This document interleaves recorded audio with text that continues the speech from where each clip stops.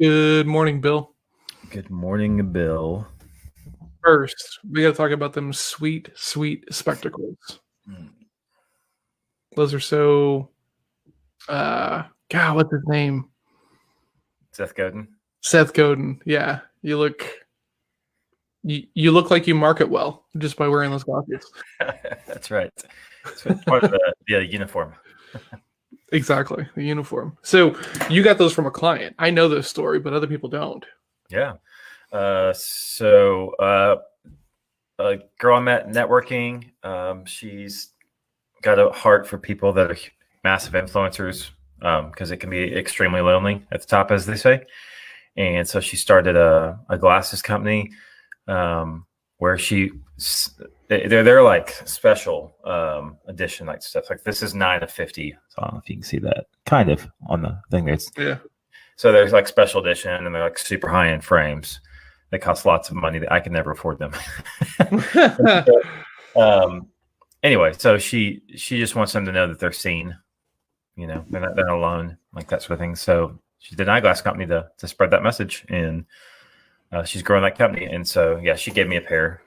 After we talked about some things, I was trying to help her with some different stuff, corporations and things like that. So she gave them to me as a gift, and I wear them proudly now because they are not like anything else I have ever put on my face. That's true. But I like them. They're cool. Good morning, Michelle. Hey, Michelle. If you were going to build anything, right, just as a pure passion project, but it was going to be something like a widget, but not like just like an impulse widget, like glasses or shoes or a clothing brand or something like that. Like, what would you want to build if you couldn't fail? So it's got to be a product then, like a thing. Yeah, it's got to be. It would have to be something you would have to build. Meaning build a company with it, or I physically with my hands build it? You build a company with it, right? Because the thing that I'm trying to get to is, like, I get starting all of these things, but I'm going to start an eyeglass company, or like I know some guys who I think they went out of business now, unfortunately, but they were starting a shoe company, and they were here in Fort Worth, and it's like, to me, there's a level disconnect between, I'm just going to start a coaching, consulting, business agency thing, and I'm getting into building, right, glasses, stuff like that. Oh gosh, man, that's a good question. I mean, shoes would definitely be on the list because we all know. Yeah, boy. I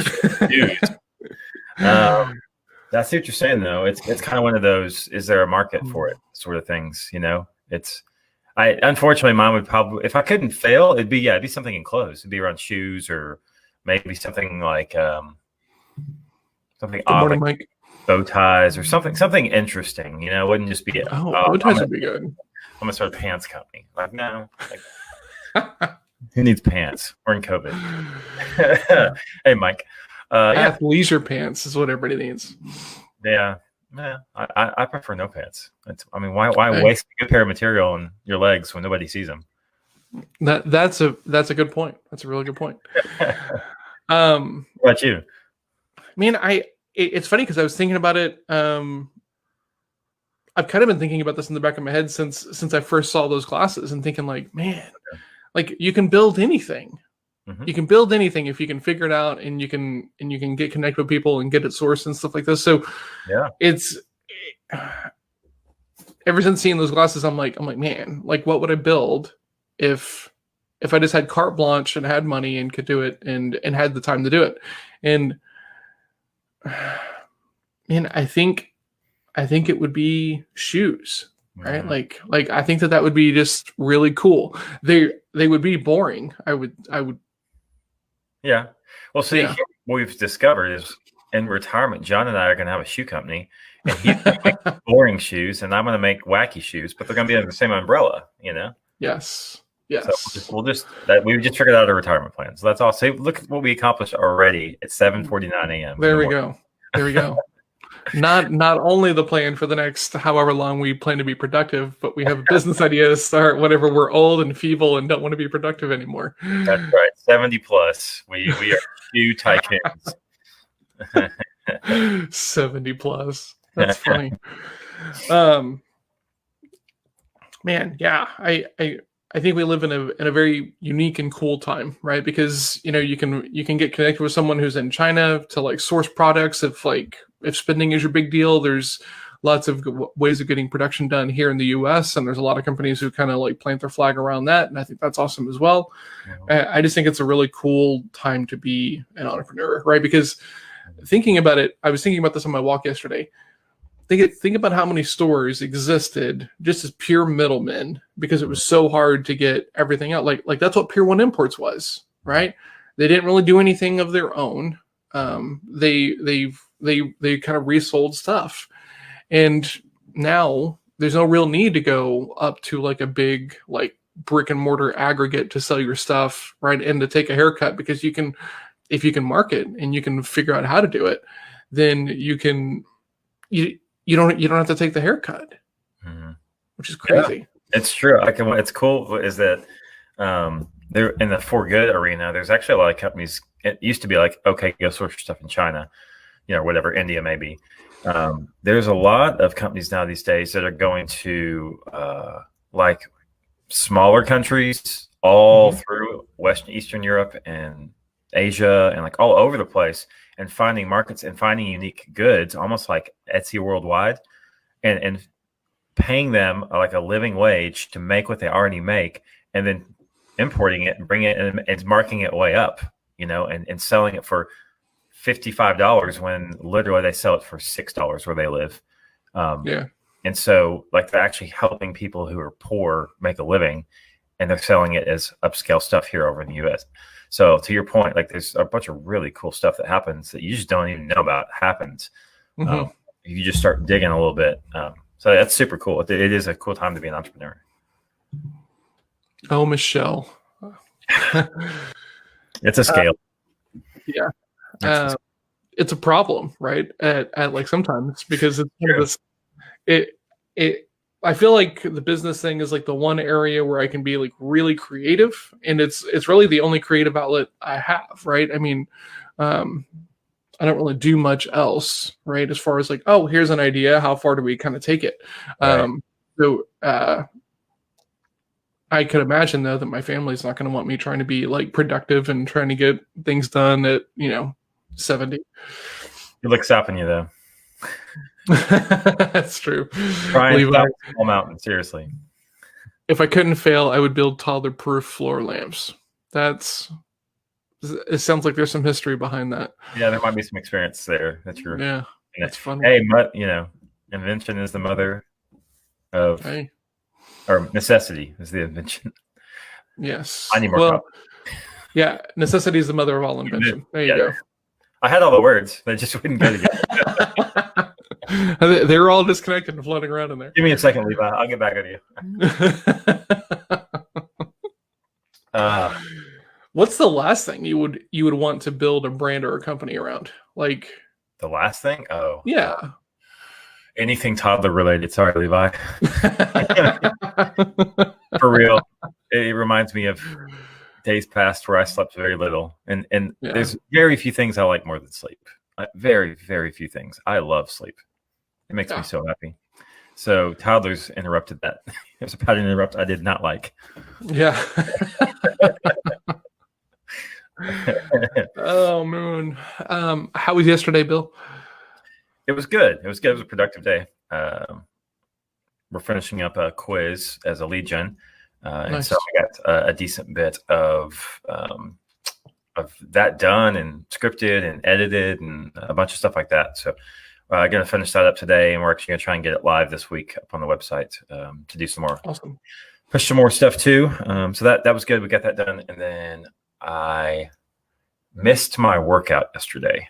So I can still hit my week. I'll just have to do it twice a day so I don't lose my streak on my app.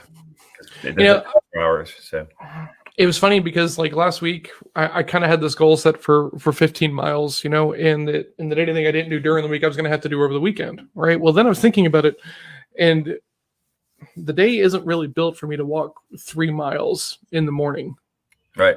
right? I mean, like and this might be head trash, right? So like I'm getting up around 6 to 6:15. I get up, I get ready, I go walk, I come back at about 7:05. I write until 7:35. I get up and we do this show. So Yep. like today I got 2 miles in, but it seems a little bit weird to be punishing myself for like not being able to walk 3 miles per day by like forcing myself to do a weighted carry on the weekends, right? Right. I think I need to spend a little bit of time kind of refiguring out how I want to hold myself accountable for that, because at some point if I try to do the 15 miles during the week, it takes away from like actual work time. So maybe 10 is the goal, and if I hit 10 during the week, I don't have to do the weighted carry on the weekend, or something like that. Well, I think this is where it becomes interesting when you pick priorities, right? Because if you can because once again, what are you measuring for? What are you optimizing for? Mm-hmm. Is 3 what you need to get to what you want from a health standpoint? If it is, and you go, okay, well, how do I get 15 in? If it's not, if it's an arbitrary number, then just do 2. And then if you, at the end of a month, you still feel like you haven't accomplished what you need to accomplish, you adjust, right? Maybe I add some strength training in, for 20 minutes in the afternoon or evening, right? On top of my 2 miles of the morning, whatever it is. But then the same thing I think on the work side is, especially right now, as we're heading in towards the end of the year, 40 hours aren't necessarily required to keep status quo right now. Absolutely. Right. So it might be okay to work 33 hours right this time of year, as long as you're thinking through that process and going when it's back to 40, 50, whatever it is.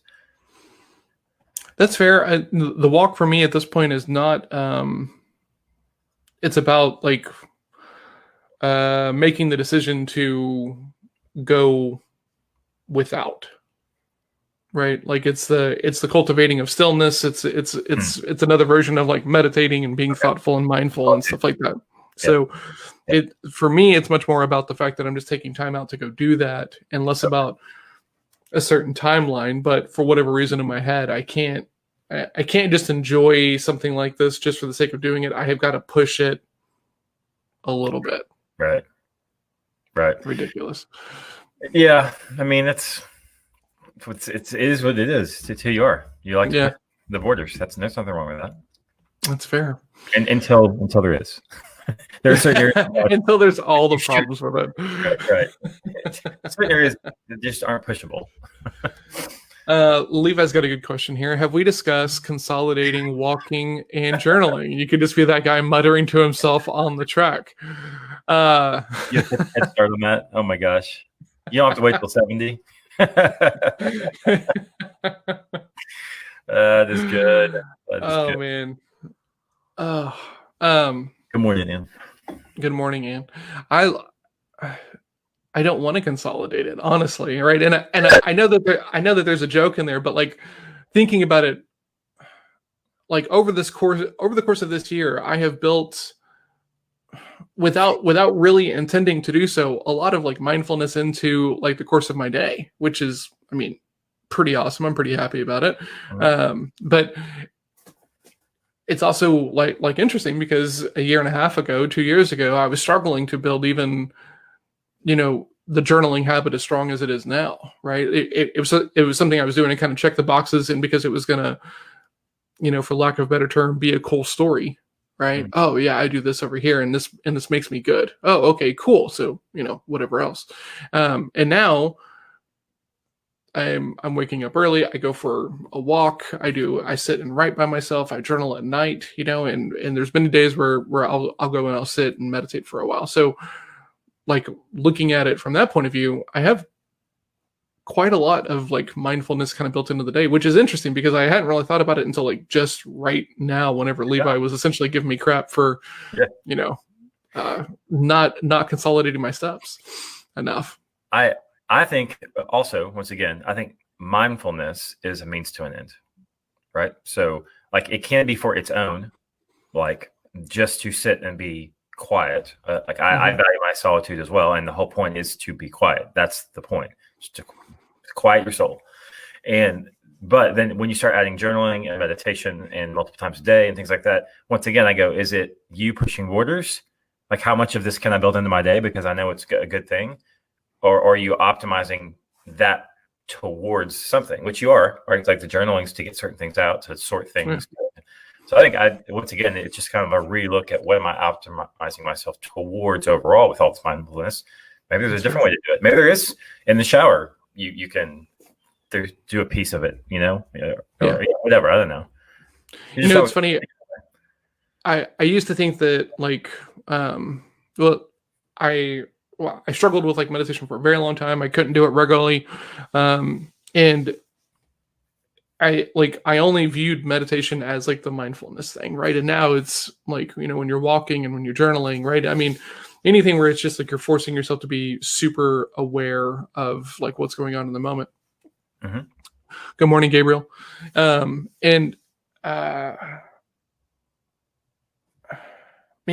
the only thing that changed was like I just stopped being so like rigid about it. Is kind of like what it feels like, right? Mm-hmm. Headspace is a great app. I highly recommend it because like that was the place where how they talk about like meditation finally clicked for me, right? Mm-hmm. It's not about like not thinking about anything. It's about not thinking about any one thing, for so long. And the way they talk about it, like just start again, it's really nice and approachable and welcoming and everything. Agreed. But yeah, I'm kind of stunned because I've just been kind of going through these motions and literally it wasn't until I saw that comment right there that I was like, oh, like I've built a lot of this into my day, which is interesting and I think helpful. Yeah. The way I think about it, and you and I are different personalities, so it could be completely different for you, but is I have to do something solitude related, whether it's me sitting and writing or meditating or praying or just sitting or walking with no music or anything, just quiet. I have to do one of those a day. That's my requirement. The whole rest of the day, I give myself options for those outs based on my day. So I don't need to do 5 different types of things a day as like a rigidity thing, like a schedule. But some days I do because I need it. But what I always do is do it once to start my day. So interesting. Yeah, that's it. And I think that helps me not also, like you said, be so rigid, but to know that I will start my day in quiet because that's what is most helpful, to be mindful and quiet, to get my day going. And then at night, a lot of times I'll end up doing something, but I'm normally reading at night and, trying to get off a screen and to get my eyes away from blue light. But so that's the way I think about it, because then I'm truly optimizing towards my day, knowing I have these tool sets that I can use. And that's been helpful for me because I've had to find that line too. Because we're similar like that, where it's like, oh, well, this is good. I'm doing a whole lot of it. I'm doing a whole lot of it. Watch how much I can do. You're 220%. Why don't we back it up a little bit? Okay. Oh man, that's funny. Yeah, yeah, we can get off that because I'm kind of like stunned, like how much I must say though, it's quite impressive. I mean, and what's weird is like I think a year and a half ago, 2 years ago, if I was doing this, it would have been for like hey, look at me, look how cool I am kind of deal. And now it's like I don't care, right? And what's really weird is a couple of weeks ago I posted this meme, GIF thing, whatever, and it said like confidence is not knowing that everybody's going to like me. It's being okay with the fact that not everybody will. Yeah. And I was like, oh man, because forever I was trying to be the other guy, right? Yeah. If I do all this cool stuff, you won't have any choice but to like me kind of deal. And now it's just, and the really interesting thing is like, I don't know how much of that is coming from this work, right? Of like the journaling and just kind of like owning, right? How much of it is age and how much of it is like the forced of being apart due to like all the COVID stuff and just like having to go sit and kind of spend time with yourself, right? And largely I'll never know, but I the C in me is like how much of it can be allocated to these different activities and things. Of course, absolutely, yeah. And the gut part of me is like, just do whatever you need to do. Yeah, I'm like, that's not how this works, bro. Exactly. Yeah, oh that's man, a big point though, because there are age marks where different things happen, particularly for guys. I'm sure it's the same way for girls too, but and they're truisms. They just are. So I think that's interesting because age is definitely part of how you see yourself. For sure. I think on the show yesterday we were talking about how Alice had watched this thing with us about the West Wing and then decided that she wanted to watch the show. So we decided to watch it with dinner last night, and she made it all of 15 minutes right into that first episode. And they're sorkening like up and down the hallways and doing their fast talking and everything, and everything's abbreviated. There's so much jargon, and she was like, "Guys, I don't know what's going on." And I was like, "I get it. There's a lot you're not going to understand, but it will kind of work itself out if you stay with it." And she was like, "I don't think I want to stay with it." And I was like, "Okay, that's totally fine." So we gave it a go. It was short-lived, but speaking of Alice, I get it. Something funny happened. So Alice and my daughter Scarlett have become pen pals, and Alice sent a letter along last week. And my daughter is not a reader. She's just not a reader. Like, she is like, "Dad, do I have to read a book?" Like, we are lucky to get a book in a month. Lucky. We are pushing it for school. It's required, right? Not like, hey, this will be fun. So Alice sends along a sweet note and a list of books that she should consider reading. And Scarlett takes the letter and drops it and goes, "I don't know if this is going to work out, Dad." Because my daughter is so melodramatic. Of course, but like, she goes, "I hate to read that." I said, "That's okay. That's okay. You can find something else to have in common. That's why pen pal stuff's fun. You get to discover what other people like and enjoy." And she goes, "All right, if you say so." That's so funny because twice a week, actually, Alice gets on a video call with Michelle Stifler's daughter, Lily, and they're reading through Harry Potter together, right? And it like Melissa and I are both like voracious readers. We read a ton. That is obviously kind of like rubbed off on the kiddo. So it's weird to think about. Oh, you're not working on like a book right now, or right? You don't have another one out before you finish this one. Yeah, exactly. Yeah. Well, my son's that way, but my daughter did not pick that up. But okay. I told her at some point she would, because I'm still hoping.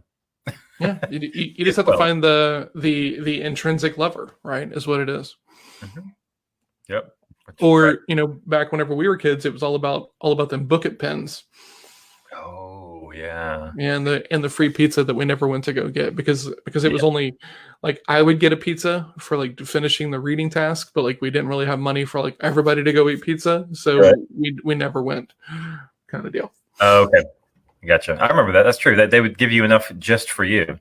Just for you. Yeah. And it's like, well, thanks. I think I can ride my bike to the place where the pizza is.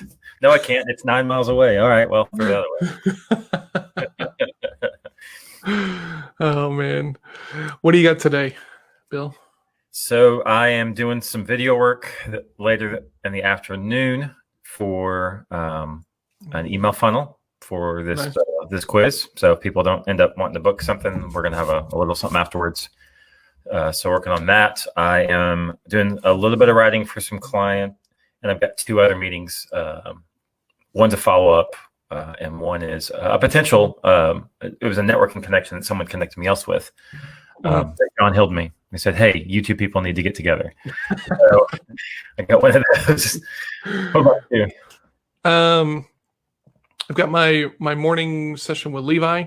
It was already on my calendar, so we're kind of adjusting that schedule, but we just decided to go ahead and meet today, or I decided. I have a coffee with a guy who's interested in becoming a closer on one of the projects that we have going on. I have Sales Lab at 2 today, and then I have I have a networking coffee with, oh, this is a story brand person who has a client who might need sales help. So Oh, awesome. Erica is kind of making some introductions for me and getting me connected with, like coaches who deal with clients who are not really great at selling. So They're there. yes. Yes. What's really funny is like every, sales and marketing are, they're trying to get to the same thing, but they're doing it from like the opposite angles, right? I mean, salespeople are one-to-one or maybe like one-to-many, and marketing is about how many people can I get this in front of kind of deal, Yeah. And so I think that the view of what the other side does is very interesting, right? And I'm connected with all these marketing gurus, and stuff like this, these people who are God's gift to marketing and sales and stuff. And they've all got like the same terrible, like sales advice, And so they're just cranking out all of these like new agency owners and new consultants who are going to go do it for free for the first month, because after you do it for free for the first month, then you can charge. Yeah. I wrote an interesting thing yesterday that I'm not sure it's going to get published or not, but because it wasn't for me, it was for somebody else. But okay. And it was an illustration that oh gosh, it's so good too. I don't want to misquote it. I love it when I actually hit something that's a good illustration and it comes out of my brain. I'll think of it and I'll tell you guys tomorrow. But anyway, point being, it had to do with the fact that marketing and salespeople think they know each other's jobs. I think they know it so well. From both sides too. Salespeople, you just throw out some content and they'll come talk to me, or like whatever they think, Yeah. But if you wouldn't do that in any other profession. Nope. General contractor wouldn't call up the plumber and be like, "Hey, can you frame today?" Like, I mean, I could. You pay me. So. And it's Philly. It's Philly. It's funny because there's this guy who's like a well-known marketer. His name's Billy Jean. Billy Jean is marketing, and he's got these ads where he does this for people, right? He's like, hey, if I could get you a couple of clients, would you be open to talking about it? And they're like, yeah, sure. And then he goes and does it. But it's not. I hate it. Like I genuinely hate that whole approach, because, well, hey, you did it for me before for free. Why can't I just pay you for each one, right? And if you're doing like per lead gen, then there's not anything wrong with that. There's lots of people who just charge per lead and stuff like this. But if you're trying to do the retainer with like contracts so that you can grow and scale and everything else, you can't do it that way. I mean, you shouldn't. I mean, yeah. Yeah. Well, because then what happens, right, is you deliver for free, and then you're like, okay, cool. You pop all the knuckles and you say, all right, let's go into business together. And they say, no, I'm good. And then you've done this work for free, right? And then your entitlement like goes off of like, oh, this mother effer over here, right? I work for him for free, and then he's still not going to hire me, right? So like it kind of builds this paradigm of the relationship, which I think is really hard to work your way back from. Right? Yeah, that's true.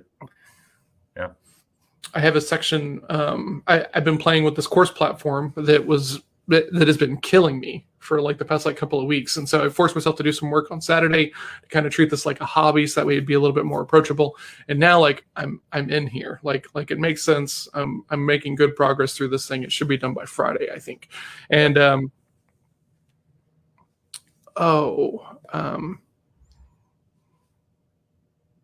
I don't remember where I was going. I got so sidetracked about being excited about like not having the weight of this course platform on me anymore. I forgot. Sorry. No worries. We should probably get to work. It's 8:13. Yes, we do need to get to work. Awesome. You gonna get stuck on anything today, Bill? No. No. That was a long no. I've been what's the word? I've been more distracted by my phone recently for no reason at all. No reason. So, but I was just thinking about it because I'm not going to, because this morning I went and put my phone 2 rooms away face down, and when it's face down, it makes no noise. It's got that like feature where it. Mm-hmm. So No, my phone will not be distracting me today. Awesome, man. Good for you. Good for Yeah. you. Nothing's really going to get in the way. The goal is to get pretty much all the content kind of like done, and then along with it is like each section is going to have like a video of me talking about the stories and like actual experiences of like how this stuff has shown up in my sales conversations and conversations for my clients. So the goal is to get all the content done today and then have the audio done or audio video portion of it done but before Friday. Let Melissa do her thing on it, make me look a little less robotic, a little bit more human, and then we'll be good to go. Oh, the book is done editing, which is huge. Yeah, Wow. we came in at like 84 pages, which is a little bit baffling to me. So we can talk a little bit more about that tomorrow because we need to go. It's 8:15. Let's see. Awesome. Okay. Gabriel and Michelle, Levi, thank you so much for being here. Mike, thanks for coming in as well. If you guys want to come to role play group later on today at 2, send me a message. I'll make sure you are hooked up with that. And yeah, everybody have a good day. Bye, y'all. Thanks, Bill. Bye, Bill.